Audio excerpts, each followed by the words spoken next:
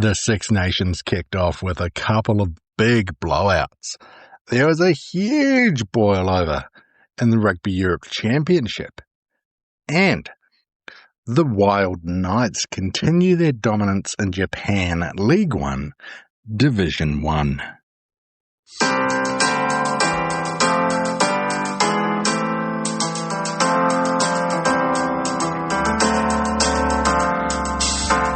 Hello and welcome to your Rugby Roundup with Big Mike here on February 11th, 2026. It is I, Big Mike, here at Big Mike Rugby. Now let's get to our beautiful game.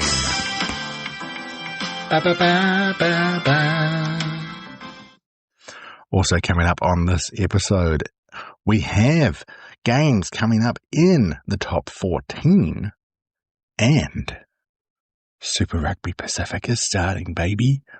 But enough of all that, let's get to the roundup. And we are going to start with international men's rugby, as last weekend saw the first round of the Six Nations. And we started off with an absolutely brutal one in beautiful Paris. It was France, who were ranked 5th in the world, taking on Ireland, who were sitting in 4th. France went into this one as the defending champions, looking for a bit of momentum. Ireland, well, they may just have been on that downswing. At halftime, France were winning 22-0, and then it was 29-0. Before finally winning this one, 36-14. It was wet, it was wild, and France were absolutely commanding in this game. The crowd was pumping, France was pumping, the boys were pumping, Antoine Dupont was doing what he does, Louis Bielbiarri was doing what he does, scoring the opening try in both halves. Ireland had a bit of fight back in the middle of the second half, scoring their 2 converted tries, but really they had nothing compared to the power of French rugby. Fun fact about this game, it was on Friday morning Australia time, and my Irish boss, after I knew the result, said, "Oh, the Six Nations is starting this weekend, we've got France first," and I didn't have the balls to tell him how it went. Then we have another one of Big Mike's big 3 games from last week, as Italy hosted Scotland, and if you remember, I picked Italy to take this one, and that is exactly what they did. It took them 85 minutes with a whole bunch of rampaging Scots in those last few minutes, but they won 18 points to 15. It was a fun first half. 2 tries for Italy got them up to 12-0 before Scotland had a bit of a comeback. Scotland scored a try in the 67th minute, and then spent the next 18 fighting. Italy held on for a famous victory, their 10th against the Scots. That poor start really meant that Scotland were fighting and they couldn't quite do it. Italy looking great. Could this be the year that Italy finally make it into the top 3 of the Six Nations? I doubt it, but anything's possible. Final game of the weekend saw England go up 29-0 at half-time. They got a 36-0 lead early in the second half, and then you had a great try from Wales. Well done, boys, for scoring a converted try. England won 48-7. Not quite the demolition job we were expecting, but England started their campaign well. Wales, poor discipline, poor everything. This was a couple of days after they found out that Ospreys would be leaving the professional ranks and Wales are going down to just 3 professional teams. Not a good weekend for the Welsh. After 1 week, England lead. They are ahead of France and then Italy. Italy were the only team to win without a bonus point. Now let's go to the Rugby Europe Championship. Pool A. Georgia started out strong, defending champions, heavy favourites. They were away from home against Switzerland and won 54-3. They will be a little bit disappointed that they didn't win this one by more. And in the other game in the pool for the weekend, Spain took down the Netherlands 51 points to 33. Very high scoring battle in that one. In Pool B, Portugal got the expected win over Belgium. However, it was a bit bigger than we were expecting. This one was 47 points to 17. But the game of the round, the international game of the weekend, it was Germany at home against Romania. Okay, here we go. Germany got a penalty. Romania got a converted try. Germany got a penalty. Romania got a converted try. It was 14 points to 6 at halftime to Romania. A converted try to Germany in the second half made it 14-13. Then Germany scored a try and went ahead 18-14. Romania got a penalty kick, 18-17. Germany got a try, 23-17. Romania got a converted try in the 72nd minute to make it 24-23. A great try to Jorge Gajan. And then in the 75th minute, the man that had kicked all the points for Germany, ranked 35th in the world, taking on Romania, ranked 22nd. A converted try with 5 minutes left gave Germany a 30-24 lead. Could they keep it? Absolutely. Germany, huge upset, taking down the World Cup qualifiers Romania, 30 points to 24. This has thrown Pool B big time. Portugal and Germany getting victories, Belgium and Romania losing. Romania are going to have to do a lot and hope for a Belgium victory over Germany to qualify for the Final Four.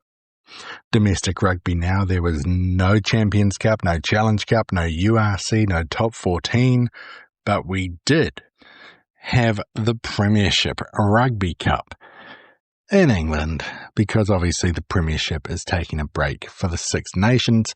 Leicester took down Newcastle 28-19. Exeter 46-35 over Bristol. Harlequins, very close one. A 78th minute try gave them the win 43-40 over Saracens, and Bath absolutely destroyed the Saleh Sharks 60-19. Gloucester and Exeter are leading their pool. Leicester and Saracens are leading theirs. And Harlequins got their very first victory over Saracens as well. Sun Goliath and the Dynabors had a postponement. The Kubota Spears won 48-14 over the D-Rocks. Toyota Verblitz disappointing again. They were up 14-6 against the Cannon Eagles before two converted tries gave the Eagles a 20-14 victory. The Honda Heat got an upset win over Brave Lupus. They got up to 44-21. Bit of a comeback. Wasn't enough. 44-38 the final score in this one. Wild Knights had a low-scoring battle with the Black Rams. They won 13 points to 6 to stay undefeated, and the Kobe Steelers and the Blue Revs scored a combined 105 points as the Steelers took down the Blue Revs 60 points to 45. Unfortunately for you Brodie Retallick fans, he only scored one try in this one. And of course, Brodie Retallick remains on top of the try scorers list so far with 9 from just 7 games. The Wild Knights sitting at the top of the table, 7 from 7, close behind them. The Kubota Spears, 6 from 7. The Kobe Steelers, also 6 from 7. Brave Lupus, Sun Goliath, and the Blue Revs round out our top 6. Women's Club Rugby now. And round 10 gave us a 26-all draw. Between the Trailfinders and the Bristol Bears, it was a 78th minute converted try to Trailfinders that got them that draw.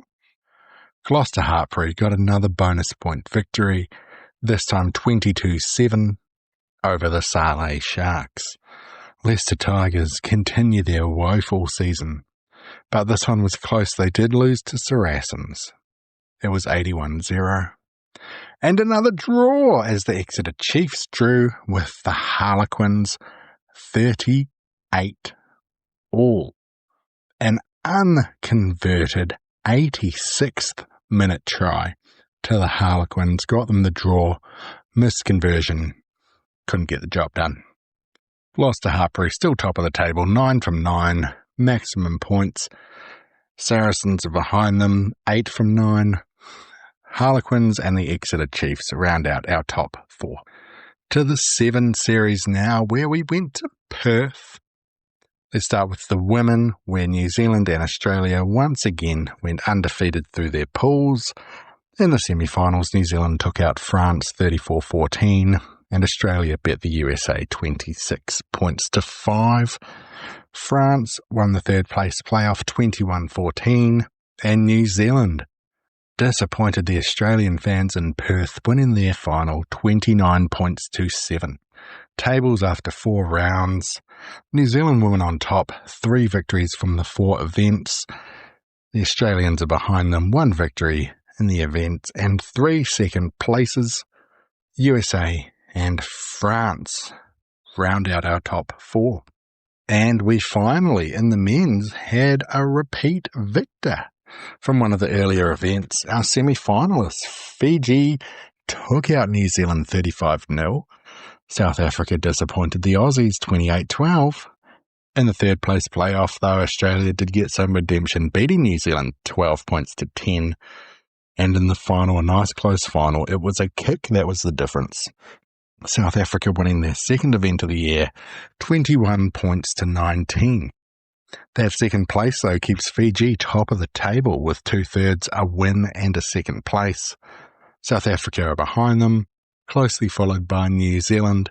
And then in fourth equal, we have France and Australia. We are waiting to the first weekend of March for Vancouver's Sevens series. Quick bit about me, Big Mike here. Big Mike Rugby's the name.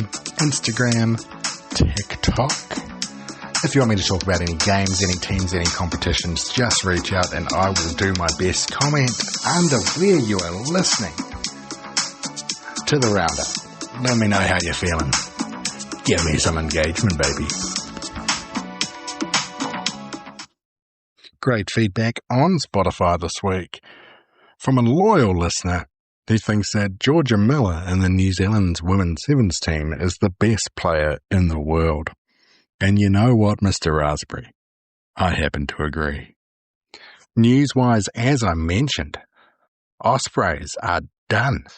That means Wales in the future will be going down to just 3 professional teams, Cardiff, the Dragons, and Scarlets. The URC will be going down to 15 teams. Is this where Black Lion from Georgia make their play to get into the big flight?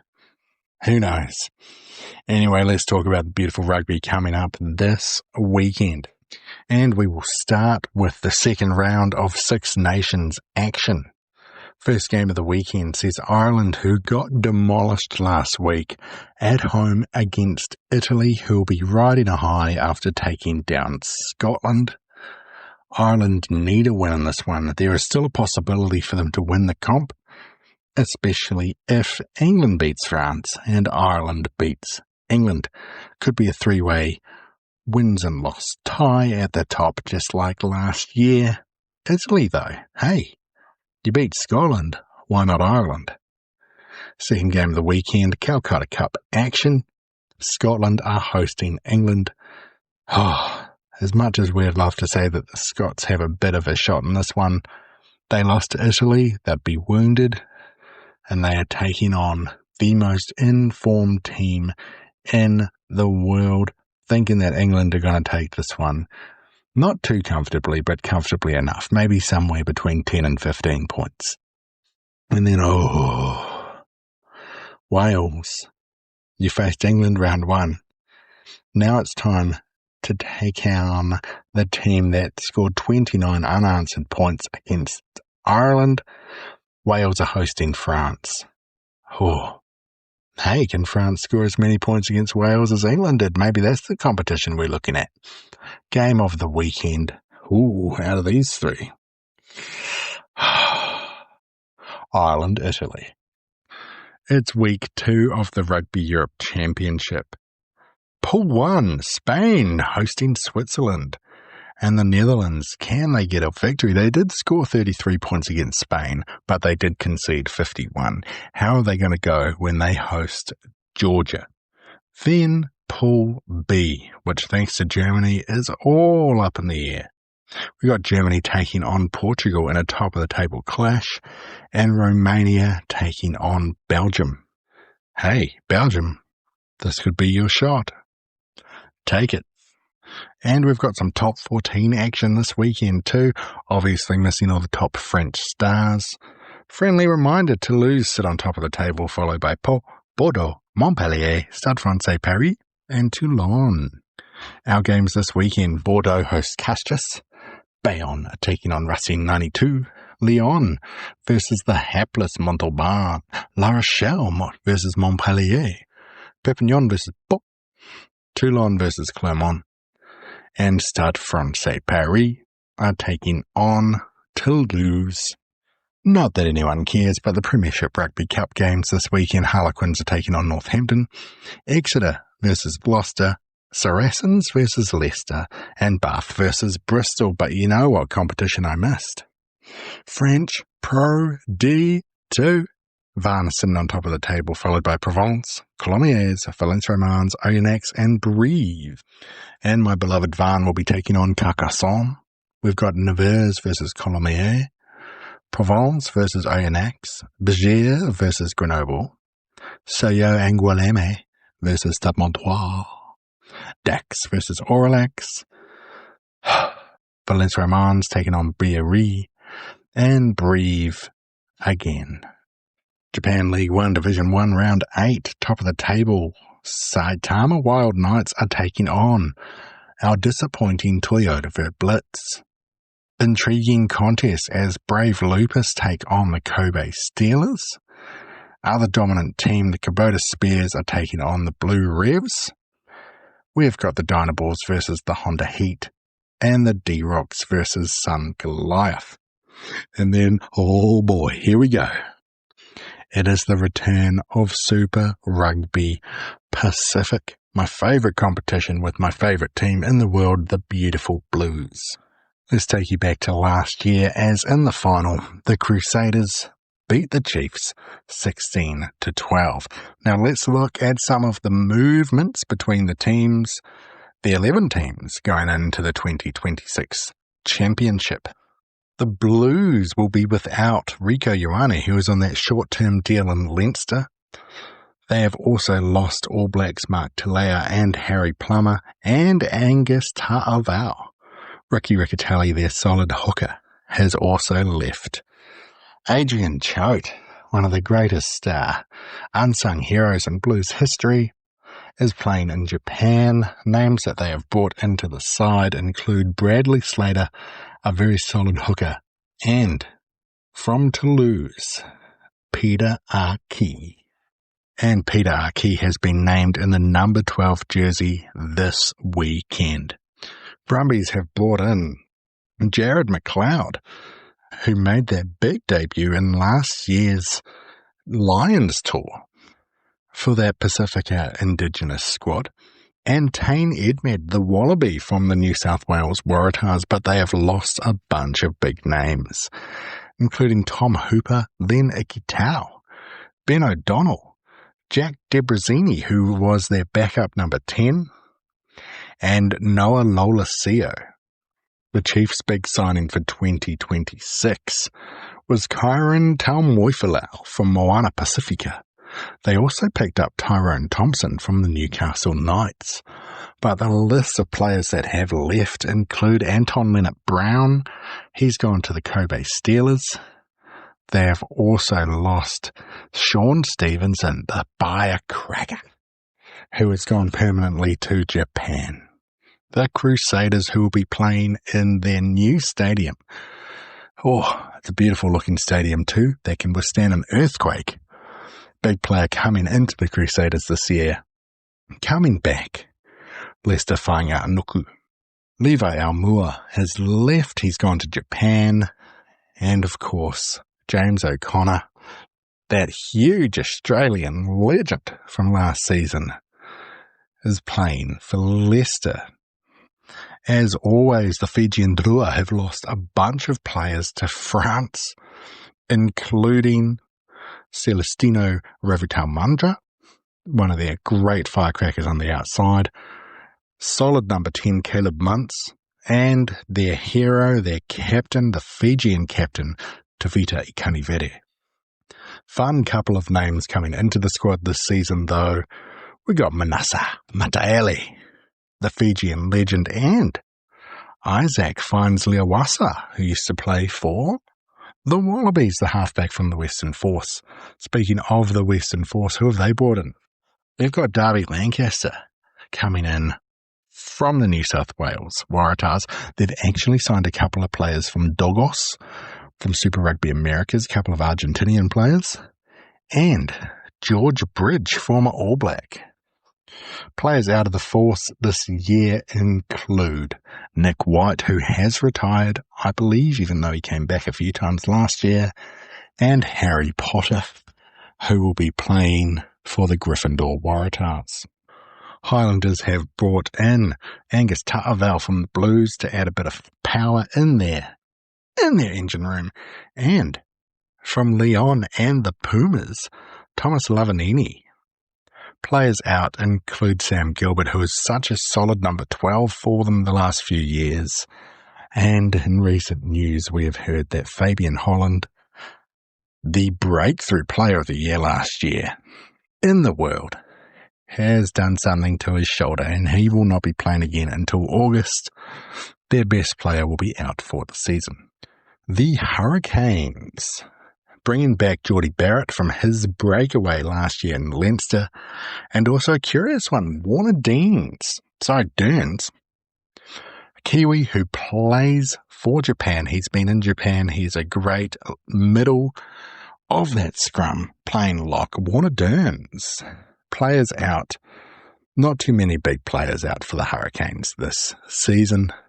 Moana Pacifica, the list is too long to read. The big ones you need to know, playing for them this year. We have Augustine Pulu coming back from Japan, former Blues player, of course, and Nani Laumape. Players out, taking a break for the year. Adi Severe, gone back to Japan. And their superstar from last year, Kyron Taumoifalau. The Reds haven't recruited many names, but they do have Carter Gordon coming back from the NRL and Aidan Ross from the Chiefs, but also Ben Volavola, who used to play Super Rugby, used to play for Harbour, of course, former Flying Fijians number 10. Players out for the Reds. Bunch of retirements, but no one too major. This will be the last season that the Reds have Les Kiss as their coach before he goes on to take hold of the Wallabies. Now the Waratahs, so much moving and shaking for these boys. They have pulled in Pete Sanu, as I mentioned before, Jack Debrasini, Harry Potter, Angus Blythe, Falau Fainga'a, Lachlan Hooper, and Matt Phillip. Big names leaving the Waratahs from last season. Langi Gleeson. Oh, I love Langi Gleeson and Rob Leota. And Angus Bell. And Taniela Tupou. And Tane Edmed. And Lalakai Faketi. And Darby Lancaster. Oh, it'll be interesting to see what the Waratahs do this season. They've always been a middle-of-the-road team. Can they finally make it? Big favourites going into this year. As always, Crusaders. You got the Chiefs behind them. You got the Blues and the Hurricanes and the Brumbies. Brumbies not as strong as they have been, but they are the strength of Australian rugby. Can another Australian team take out the Brumbies as the number 1 squad. Now let's look into what games are on this weekend. We're starting off with the Highlanders hosting the Crusaders. I think the Crusaders are going to destroy them, defending champs. And then, the rivalry of all rivalries here in Australia, as the Waratahs are hosting the Reds. Happy Valentine's Day, Big Mikey. Let's go to Lautoka in Fiji and watch the Fijian Drua take on Moana Pacifica in round 1. Following this, it is the Blues versus the Chiefs. Now, the Blues will not be with Beauden Barrett, but they will be led by former All Black Stephen Perofeta. And final game of the weekend is the Force hosting the Brumbies. Lots of games, lots of love. Oh, goody. Super Rugby's back, baby. Now, round 11 in Premiership Women's Rugby, you've got Gloucester Hartpury hosting Harlequins, Trailfinders taking on the Sale Sharks, the Exeter Chiefs versus the Loughborough Lightning, and Saracens versus the Bristol Bears. No sevens this weekend in Sevens 1, or the leading sevens, but Sevens 2, the next competition down, being hosted in Kenya. Now let's talk Big Mike's Big 3 games. If you've only got time to watch one, follow one, see one, whatever. Hey, maybe make sure it's one of these guys. We will start with the big game. In Japan League 1 Division 1, it is a top 4 battle. It is Brave Lupus, coming off that shock defeat last weekend, versus the red-hot Brodie Retallick-led Kobe Steelers. In the Six Nations, the game of the weekend in Big Mikey's eyes is going to be Ireland versus Italy, because I think Italy could do it again. Will they? Probably not, but I think they could. And then a game from Super Rugby Pacific. Bugger it. Let's go Blues versus Chiefs. The Drua and Moana Pacifica will be good, but these are two teams that tend to start the season a bit slower before gaining their charisma, their chemistry, and they're cool. I made it. I made it through. I got home today, and my wife told me that my father-in-law called her stupid. If I was here, there might not be a Rugby Roundup this week. I also haven't been sleeping because of the baby. But you know what, I'm nearly there. Nearly at the start of Super Rugby Pacific. Next week we've got the start of Super Rugby Americas.